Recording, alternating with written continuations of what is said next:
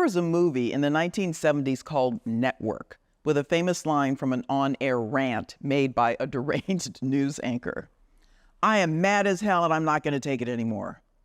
The thing was, in the movie, viewers started shouting the line from the windows of their homes as a sympathizing protest of what was going on in the world. Now, I'll admit, I felt that way at times, at work, in life. What makes me angry? Untruths, injustice, unfairness, incivility. These things can occur in personal relationships, work settings, every aspect of our lives. The seriousness or severity of them can range from minor offenses or transgressions, impacting one or a few, to heinous acts of terror affecting thousands or millions. Hi, I'm Ginny Clark, a conscious leadership expert who spent 2 decades in executive recruiting and talent management. Having worked with giants like Google, Spencer Stuart, I discovered that the secret to transformative leadership lies in the 5 dimensions of conscious leadership. And I'm here to help you unlock your full potential. Join me on this channel as we embark on an honest and vulnerable journey together and become the kind of leader that genuinely inspires organizational transformation. I have a few ways you can get involved in this conscious community. First, I've created a free career map to help you uncover your next career move. Second, I've created exclusive content for you with a community of like-minded leaders. And lastly, I send out a free newsletter every week. To learn more, check out the description of this video. What keeps us from taking action when we witness or experience these situations? Well, it can be anything from apathy, as in, not my problem, cynicism or skepticism, as in, the leaders of the system don't care or are corrupt, to fearing for our lives. We might want to believe that someone is coming to fix the problem, but that can also be what keeps us from taking action. In the workplace, we hope for, even presume, we're entitled to a physically and psychologically safe environment. Many places of employment have laws or policies seeking to ensure the safety of their employees, but breaches often occur and might go undetected or without consequences. I want to believe that in spite of system failures of the sort I just mentioned, a person's sense of respect and decency would prevail to prevent, at least discourage, these breaches or transgressions. But alas, bad behavior persists.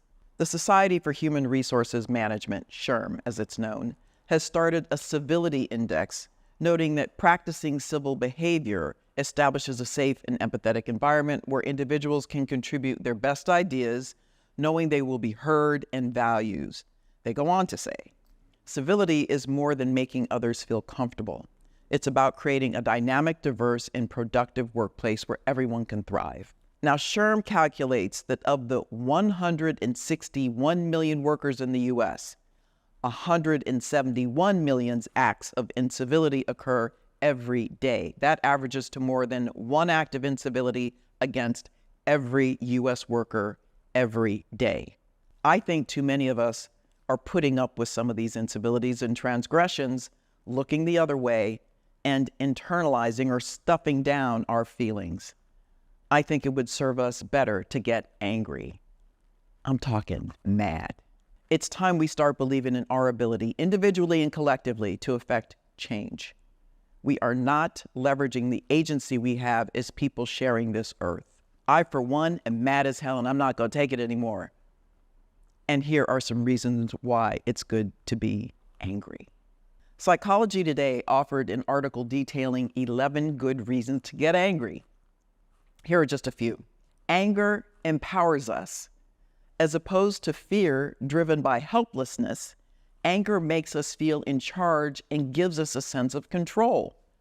People who experience and display their anger in a proportional and balanced way are better positioned to fulfill their unmet needs and control their destinies than those who suppress their anger. Anger drives us to meet our goals. Anger motivates us to pursue our desired outcomes and rewards. When we don't get what we want, anger is triggered, indicating we have moved away from our objectives. It can energize and push us to achieve our goals. Anger instills optimism. Astonishingly, it encourages us to focus on what we hope to achieve rather than focusing on the hurt, abuse, or victimization. The anger mechanism is geared toward what is attainable, not the impossible. Consequently, we feel positive about our ability to change the situation. Anger motivates. It motivates us to find a deeper self. It provides insight into ourselves. It is the top layer of much deeper and hidden parts of the self. This is why it's important to trace the trail of anger and dig down to find and address its source. We can only free ourselves from the suffering it sometimes induces after addressing the blockage that leads to anger. Here's a quick story. I've shared previously a story about a colleague accusing me of contradicting him on a client call. The other two people in the room were as confused as I was, but we were all angrily instructed to leave this person's office. I walked the other two people to the door, closed the door behind them, and told this person, "I'm a grown woman and you don't get to talk to me that way." He apologized, citing stress. Now, when I recounted this story to someone on a podcast, the host asked me if I was afraid when I spoke up. I didn't have to think about my response, though no one had ever asked me this question before. I said I was incensed, furious, first that he would accuse me of something I didn't do, and secondly that he spoke to me in such a disrespectful tone and in front of coworkers. Sometimes we need to just have righteous indignation or righteous anger, which is anger that's primarily caused by a perception of injustice or other moral issue. This feeling can drive an in-the-moment response that has far more impact than waiting or saying nothing. It also goes a long way in helping people understand your boundaries and those of others. Here's some lessons. Number 1, identify and understand the behavior. Clearly define what behaviors are considered incivilities or transgressions at work. Understand the difference between unintentional rudeness and deliberate disrespect. Number 2, communicate effectively. If you feel comfortable and safe, directly address the individual who has committed the transgression. Use I statements to express how their behavior affects you, and be specific about the behavior that was problematic. Keep the tone professional and focus on the behavior, not the person, and ideally, have a witness. Number 3, create support networks. Establish or join support networks within the organization, such as employee resource groups or ERGs, that can provide advice, support, and advocacy for individuals experiencing workplace incivilities. These networks can also play a pivotal role in pushing an organizational change. Number 4, enlist support from leadership. Hold leaders accountable for modeling respectful behavior and taking a clear stance against incivilities and transgressions. That's what I instinctively did in my story.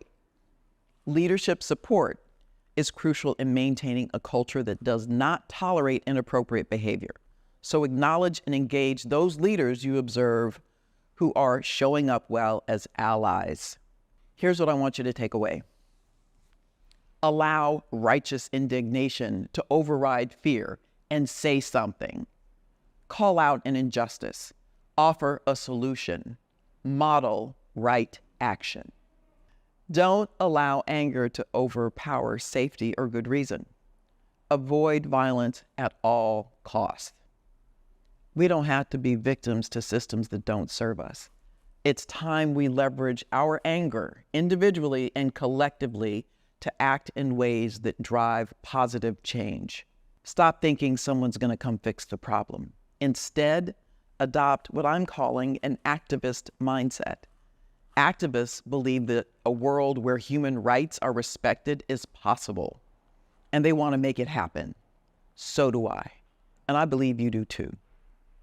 I know firsthand how taking the first step can be the catalyst for a life-changing transformation. I remember the moment I decided to harness my own strengths, and it made all the difference in my career. That's why I've created a career mapping tool just for you to help you uncover your unique competencies and leverage them to design your own career map. Take the first step towards your next level by clicking the link in the video description, and let's start this incredible journey together.